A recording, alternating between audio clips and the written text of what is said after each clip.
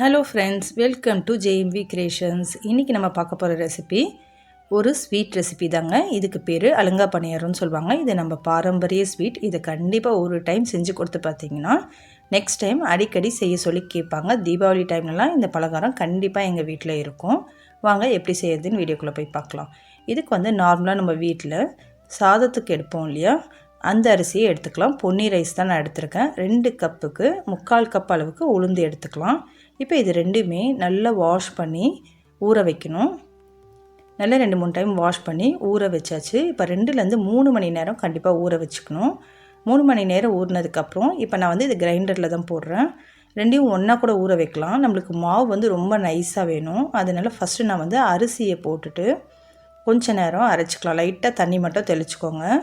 இப்போ அரிசி வந்து ஃபுல்லாக நைஸாக அரைக்கல, லைட்டாக அந்த மாவு ஆனதுக்கப்புறம் கொஞ்சமாக கொரன்னு இருக்கும்ல, அப்போ நான் எடுத்துட்டு இப்போ வந்து உளுந்து சேர்த்துக்கிறேன்.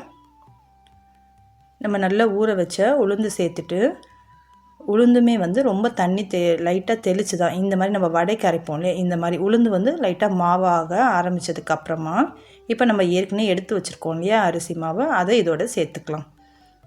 நான் ஏன் இந்த மாதிரி அரைக்கிறேன்னு பார்த்தீங்கன்னா, இந்த மாதிரி அரைக்கும் போது உங்களுக்கு இப்போ இது ரெண்டும் சேர்ந்து இன்னொரு 10 நிமிஷம் அரைக்கும் போது மாவு வந்து நம்மளுக்கு கரெக்டாக அந்த போண்டா வந்து நம்ம சுடுற அளவுக்கு கரெக்டாக வந்துடும். இப்போ வந்து நம்ம திக்காக வடைலாம் போடுவோம்ல, அதை விட கொஞ்சம் இது இப்போ நான் காட்டுறேன் பார்த்தீங்களா, இந்த கன்சிஸ்டன்சிக்கு மாவு வந்து எடுத்துருங்க. இப்போ இதில் கொஞ்சமாக உப்பு சேர்த்துக்கலாம்.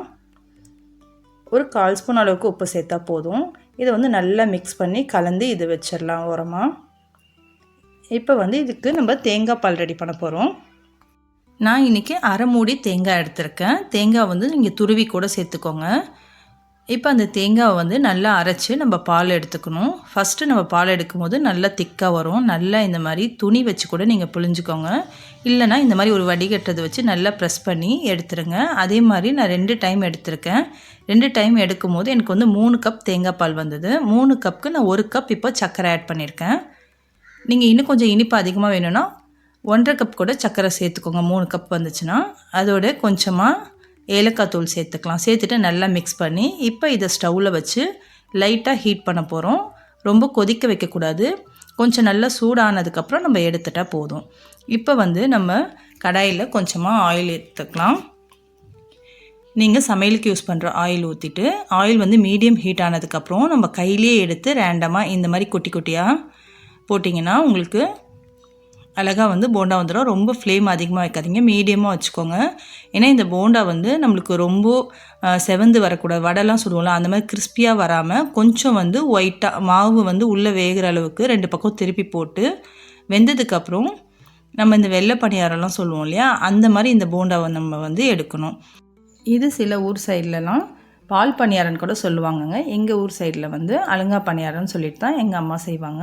தீபாவளி டைமில் செஞ்சாங்கன்னா வீட்டில் வந்து ஒன்று கூட மிஞ்சாது, அந்த அளவுக்கு எல்லாம் காலியாகிடும். அவ்வளோ டேஸ்ட்டாக இருக்கும்.